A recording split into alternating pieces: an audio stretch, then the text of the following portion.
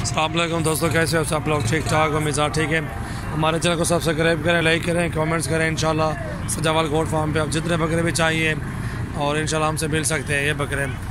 और ये जा रहे हैं माल, पिंडी के बकरे भी हैं इनमें। ये दो तो जाएंगे लाहौर में, ये दो लाहौर जा रहे हैं और एक ये और एक फ़ीमेल है। ये दो जा रहे हैं पेशावर और ये सियालकोट जाएगा।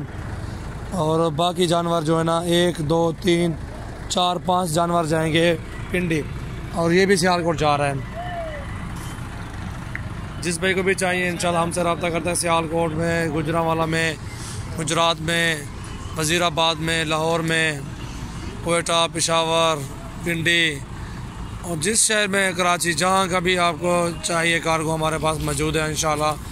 और हर शहर की कार्गो हमारे पास होती है। हमसे रब्ता करें इंशाल्लाह। जायज़ रेट पे इंशाल्लाह देते हैं माल अल्हम्दुलिल्लाह। सजावाल गोट फार्म पे आप विजिट भी कर सकते हो इंशाल्लाह। कार्गो वगैरह हम करते रहते हैं और ये माल अभी कार्गो करेंगे इंशाल्लाह। जिस भाई को जितने बकरे भी चाहिए इंशाल्लाह हमसे रब्ता कर सकते हैं। ये टोटल 10 जानवर जा रहे हैं, अभी कार्गो करा रहा हूँ।